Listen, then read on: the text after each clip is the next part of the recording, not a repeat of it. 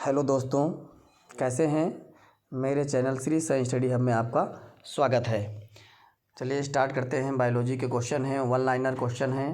Question को शुरू करने से पहले चैनल को सब्सक्राइब कर दीजिए।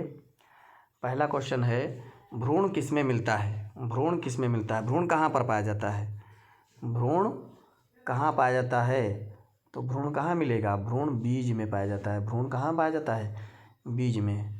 आर्किड के बीज कैसे होते हैं। आर्किड के बीज कैसे होते हैं, हल्के तथा शुष्क होते हैं। हल्के तथा शुष्क होते हैं। आर्किड के बीज हल्के और शुष्क होते हैं। सामान्यतः अंकुरण के लिए किसकी आवश्यकता नहीं होती है, प्रकाश की आवश्यकता नहीं होती है। जल, नमी और अंधकार की तो आवश्यकता होती है। विविपेरस अंकुरण किस में पाया जाता है।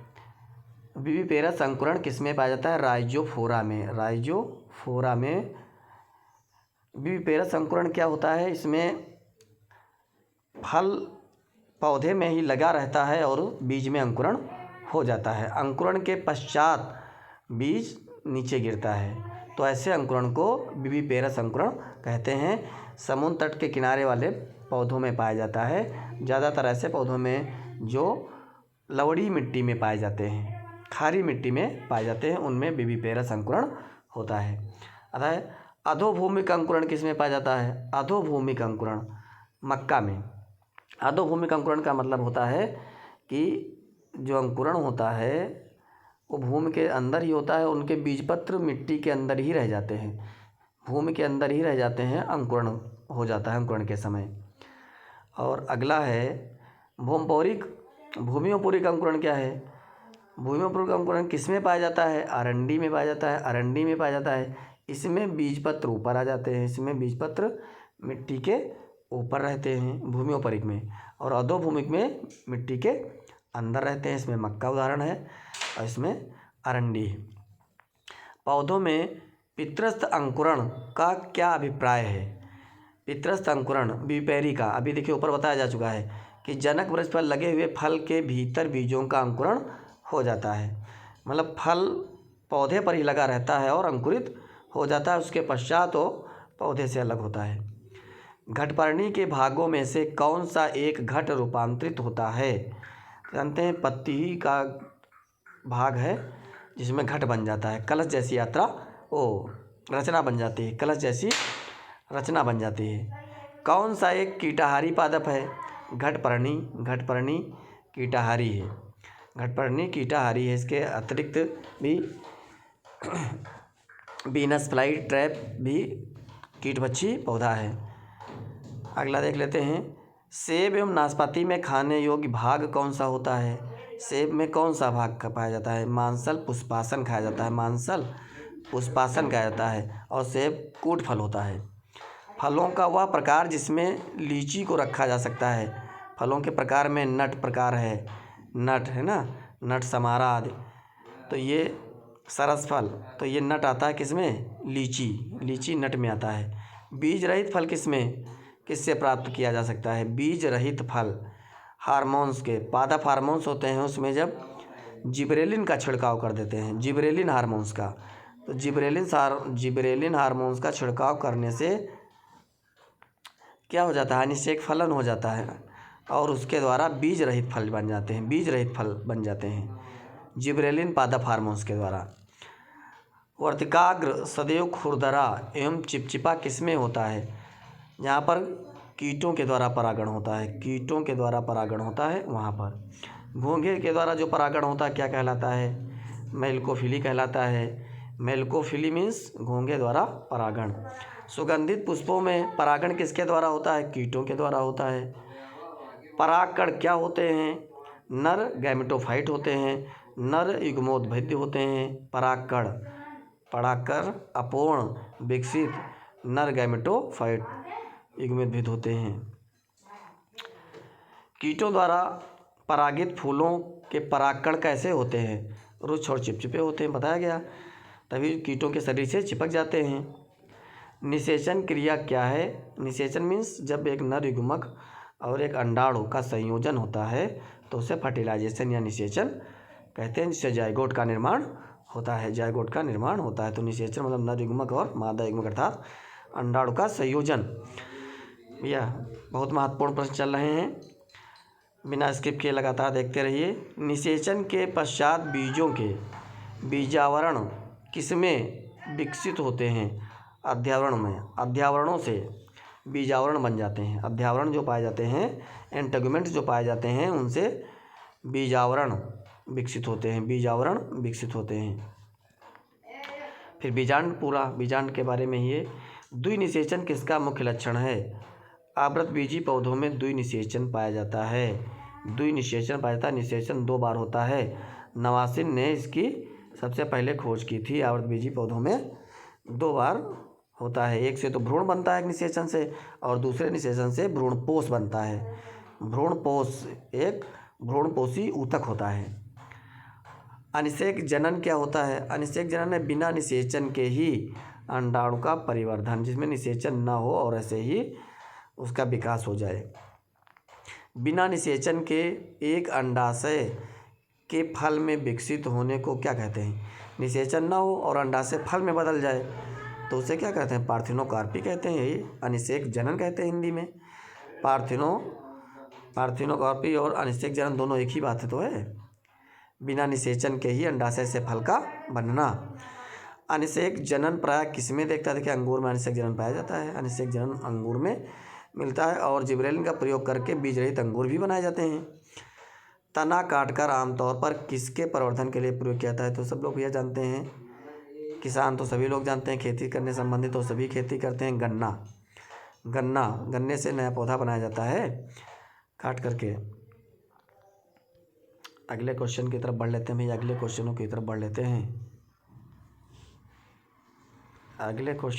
बढ़ लेते हैं।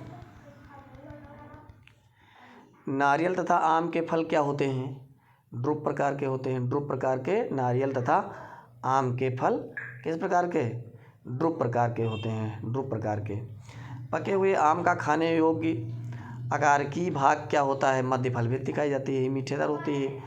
अंताभित्ति बिल्कुल कठोर होती है।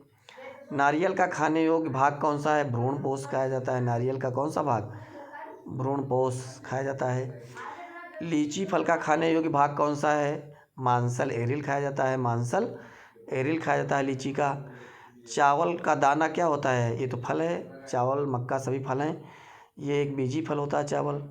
आलू जड़ अथवा तना जानते हैं तो बहुत पढ़े हैं। भूमिगत तना है। यह भूमिगत तना है। तर्करूपी जड़ का एक उदाहरण? मूली तर्करूपी होती है। शकरकंद क्या है? जड़ है। शकरकंद भी क्या है? जड़ है। कोसा किस भाषा का शब्द है? लैटिन भाषा का है। लैटिन भाषा का है। जानते हैं रॉबर्ट हुक ने जब इसकी खोज की थी तो लैटिन भाषा में ही इसे कोसा कहा था। मतलब कोसा का मतलब होता था एक छोटा कोस या कोठरी। कोसा शब्द का अर्थ क्या है? सूक्ष्म कक्ष। ये वहीं पर आ गया, सूक्ष्म कक्ष, छोटा कक्ष, कोठरी जिसे कहते हैं। केंद्रक की खोज रॉबर्ट ब्राउन ने की थी। कोशिका की खोज बताया गया किसने की थी? रॉबर्ट हुक ने की थी। केंद्रक की खोज किसने की थी? रॉबर्ट ब्राउन ने की थी। खाली चट्टानों पर उगने वाले लाइकेन को क्या कहते हैं? चट्टानों पर उगने वाले लाइकेन क्या कहलाते हैं भैया? सक्सिकोल्स कहलाते हैं। सक्सिकोल्स कहलाते हैं। और पेड़ की छालों पर पाए जाने वाले जो उगाते हैं लाइकेन, उन्हें कॉर्टिकॉल्स कहते हैं। कॉर्टिकॉल्स कहते हैं।